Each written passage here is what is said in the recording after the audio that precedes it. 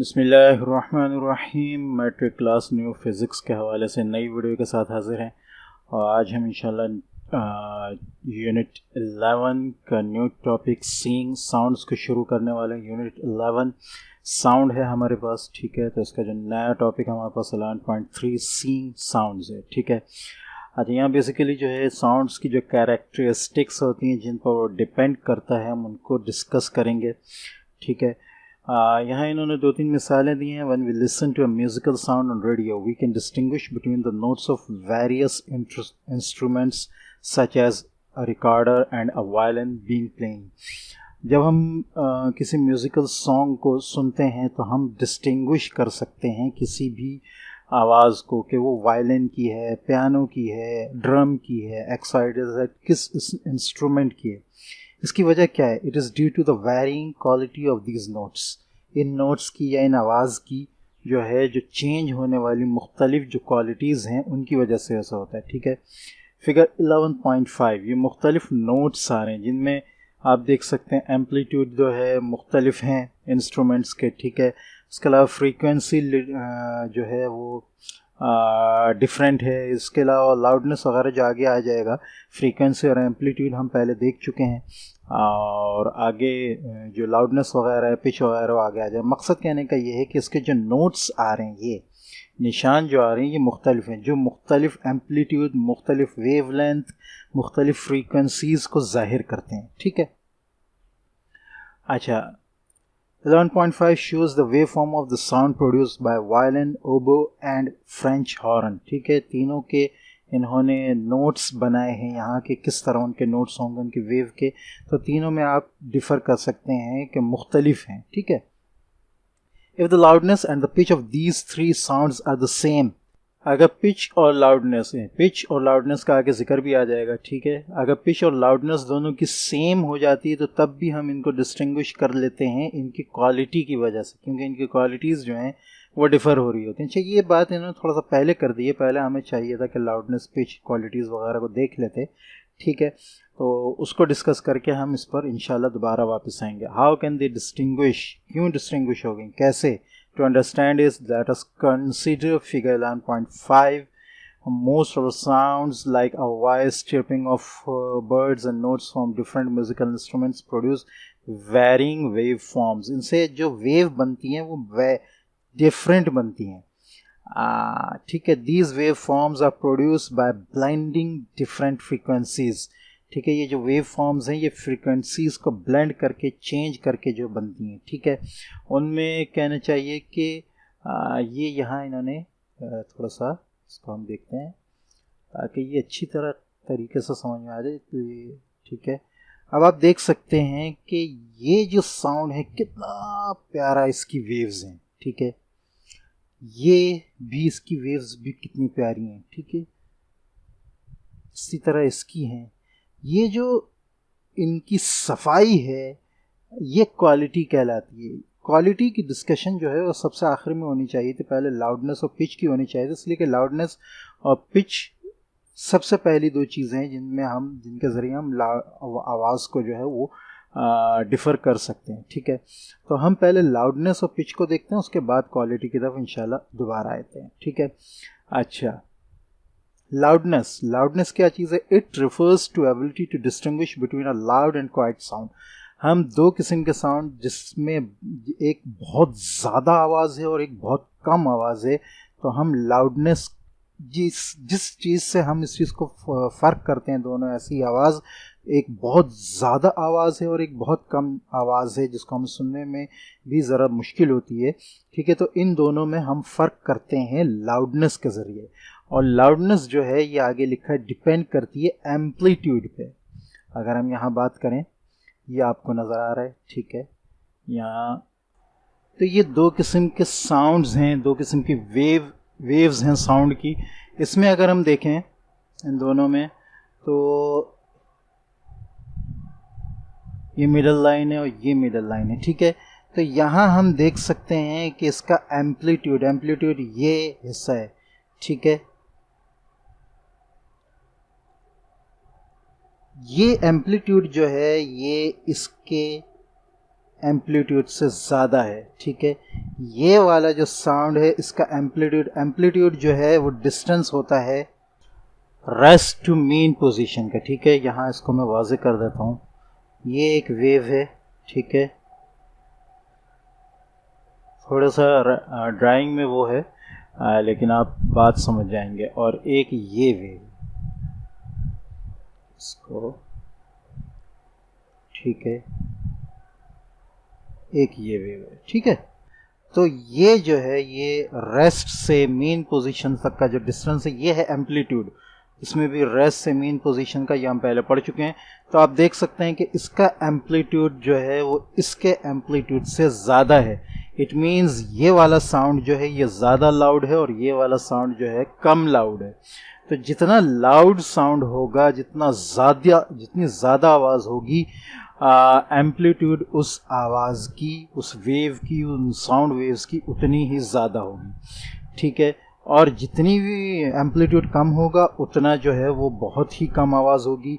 जो कान में हम आवाज़ कह रहे होते हैं उसका जो एम्पलीट्यूड है वो बहुत कम होता है, इसलिए उसकी लाउडनेस कम होती है। और चीख कर अगर हम कोई बात कह रहे हो तो उसकी लाउडनेस ज़्यादा होती है क्योंकि उसका एम्पलीट्यूड ज़्यादा होता है, ठीक है। तो अगर हम एक बंदे से बात कर रहे हो तो उस आवाज़ में लाउडनेस कम होगी, और कहीं दूर कोई आदमी है या कोई किसी जगह खिताब कर रहा है तो वहाँ ज़ोर से उसको बोलना पड़ेगा, उस आवाज़ की लाउडनेस ज़्यादा होगी। दूसरी चीज़ जो यहाँ बताई वो है पिच, ठीक है। It is a quality of sound that distinguishes between a shrill and flat sound. ये श्रिल एंड ग्रेव साउंड, ठीक है। श्रिल जो होता है वो नरम आवाज़ होती है, ग्रेव या फ्लैट जो है वो सख्त आवाज़ होती है। इसको हम फ़र्क इस तरह कर सकते हैं कि आमतौर पर लड़कियों की और बच्चों की आवाज़ श्रिल होती है, ठीक है, पतली होती है, बारीक होती है निस्बतन मर्दों की आवाज़ से, लड़कों की आवाज़ से उनकी आवाज़ भारी होती है। तो ये फ़र्क जो है जो आपको इस काबिल बनाता है कि एक लड़की की आवाज़ एक लड़के की आवाज़ से आप डिस्टिंग्विश कर सकें, ये पिच होती है, ये इसके ज़रिए करते हैं। क्योंकि लड़कियों की आवाज़ श्रिल होती है जबकि लड़कों की आवाज़ फ्लैट ये ग्रेव होती है। और पिच जो है वो डिपेंड करती है फ्रीक्वेंसी पे। फ्रीक्वेंसी क्या चीज़ है?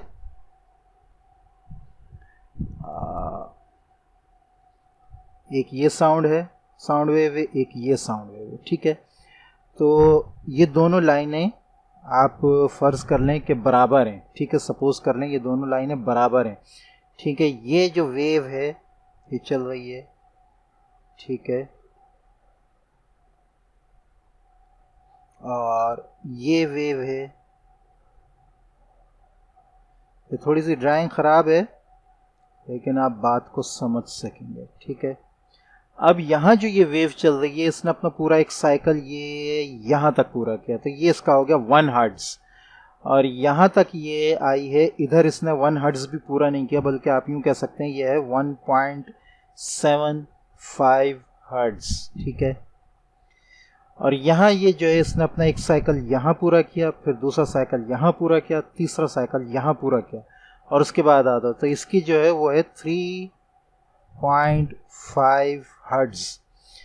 ये फ्रीक्वेंसी जो है इसकी जहाँ जितने कंप्लीट साइकिल कर रही है उतनी ही लेंथ में, ठीक है। तो इट मीन्स यहाँ जो है फ्रीक्वेंसी ज़्यादा है, ये साउंड जो है वो ग्रेव श्रिल साउंड होगा, ठीक है। जितनी ज़्यादा फ्रीक्वेंसी होती जाएगी पिच उतनी ही ज़्यादा होगी और साउंड उतना ही ज़्यादा श्रिल और बारीक होगा, और जितनी जो है वो साउंड पिच फ्रीक्वेंसी कम होती जाएगी पिच उतनी ही कम होती जाएगी और साउंड उतना ही भारी और ग्रेव या फ्लैट होता जाएगा, ठीक है। तो ये इन दोनों को समझने की बात थी। लाउडनेस जो है वो डिपेंड करती है एम्पलीट्यूड पे, जितना एम्पलीट्यूड ज़्यादा होगा लाउडनेस उतनी ज़्यादा होगी। पिच डिपेंड करती है फ्रीक्वेंसी पे, फ्रीक्वेंसी जितनी ज़्यादा होगी पिच उतनी ज़्यादा होगी, और जिस साउंड की पिच ज़्यादा होती है वो बारीक होता है। यही वजह है कि लड़कियों की जो आवाज़ होती है वो श्रिल होती है क्योंकि उसकी पिच ज़्यादा होती है, ठीक है। अच्छा, अब हम आ जाते हैं कि अब कोई साउंड ऐसा है जिसकी लाउडनेस भी, 2 साउंड हैं जिनकी लाउडनेस भी बराबर है, पिच भी बराबर है, तब भी एक चीज़ होती है जिसकी वजह से हम उसको डिस्टिंग्विश कर लेते हैं उन दोनों साउंड्स को, ठीक है, जो पूरी आपको ऊपर मिसाल दी है कि 2-3 जो है वो इंस्ट्रूमेंट चल रहे हैं जिनकी पिच वगैरह जो है और एम्पलीट्यूड वगैरह जो है और लाउडनेस वगैरह जो है सब बराबर है, लेकिन फिर भी आप उनकी आवाज़ को डिस्टिंग्विश कर लेते हैं। इसकी वजह यह है कि उनकी आवाज़ों में क्वालिटी का फ़र्क होता है। वेव लेंथ जितनी सीधी और स्मूथ चल रही होगी, वेव्स की साउंड वेव्स उतनी ही क्वालिटी ज़्यादा होगी, और उस क्वालिटी की वजह से ये देखें, ये यहाँ पे यही बताने की कोशिश की है कि इंस्ट्रूमेंट्स की क्वालिटी, वेव्स की क्वालिटी जितनी ज़्यादा अच्छी होगी उतना जो है हम उन आवाज़ों को डिस्टिंग्विश कर सकेंगे। ठीक है, तो दो एक ही जैसी करीब करीब एक ही इंस्ट्रूमेंट्स के साउंड्स को हम डिस्टिंग्विश इसलिए कर लेते हैं जिनके लाउडनेस और पिच एक होती है, क्योंकि उनकी क्वालिटी में फ़र्क होता है। ठीक है, ये यहाँ समझने की बात थी जो ऊपर पूर्व बताई इन्होंने। ठीक है, अच्छा अब हम आ जाते हैं साउंड इंटेंसिटी पर। ठीक है, it is defined as a power carried by sound waves per unit area in a direction. ठीक है, देखें साउंड वेव्स जो हैं वो ट्रैवल कर रही होती हैं। ठीक है, तो एक एरिया है, सपोज आप कह लें कि 1 मीटर एरिया है।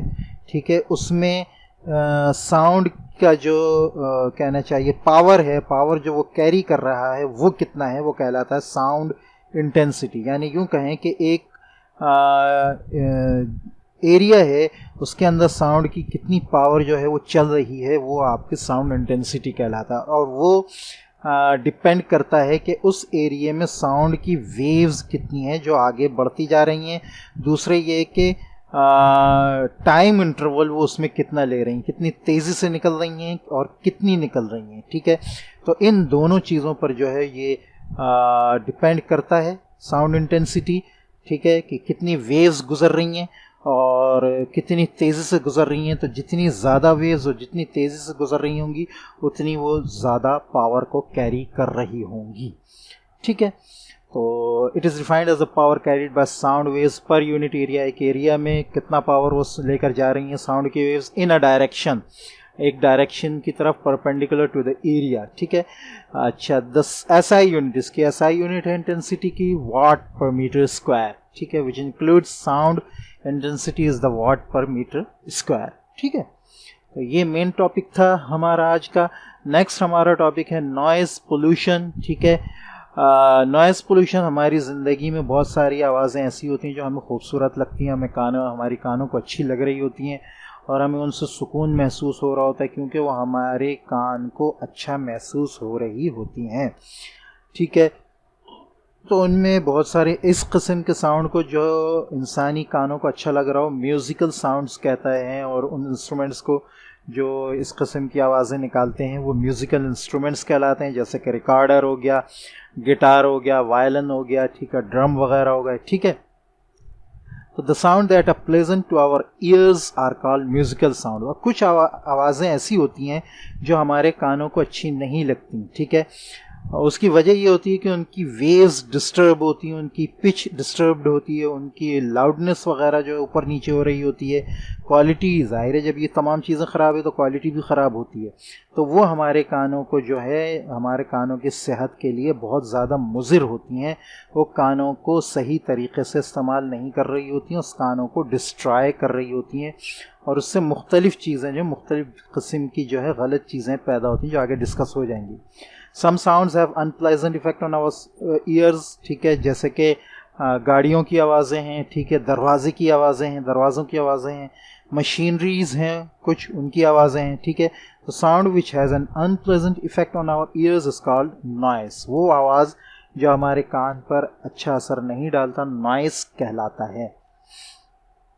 ठीक है, अच्छा, नॉइस की वजह क्या है कि इरेगुलर सडन वाइब्रेशंस, ऐसी वाइब्रेशन जो किसी प्रोग्राम के तहत ना हो, रेगुलर ना हो, ठीक है, उनकी वजह से नॉइस पैदा होता है। ये बहुत ही अहम मसला है आज की दुनिया का।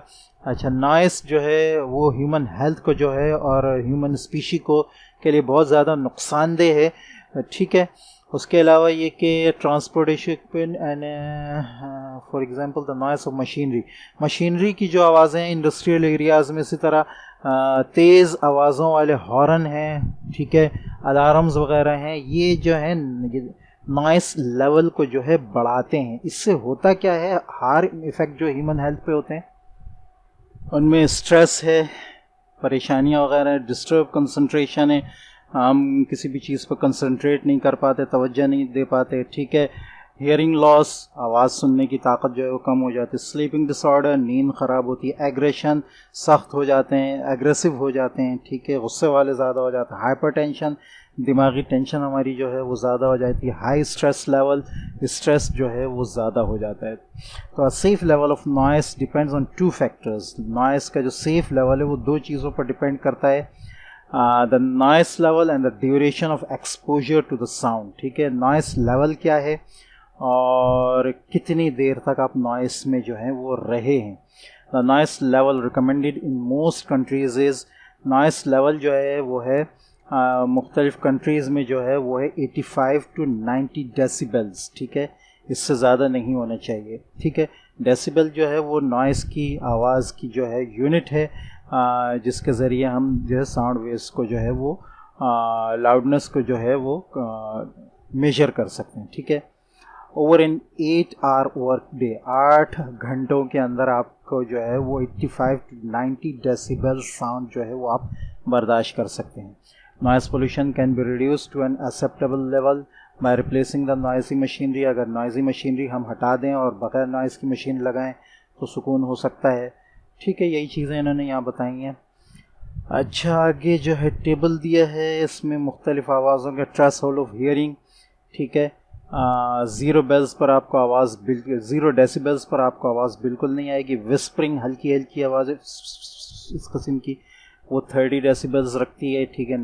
नॉर्मल कन्वर्सेशन जो है वो 60 डेसिबल्स की होती है। बिजी रोड की जो है वो 70 डेसिबल्स की होती है, ठीक है। Sound of drill machine 3 meters away 90 decibels दे रही होती है। और रॉक कंसर्ट जो है 110, यानी किसी भी कंसर्ट में हो, बहुत ज़्यादा आवाज़ हो, दो धमक्का हो रहा हो, वो 110 डेसिबल्स रखता है, ठीक है।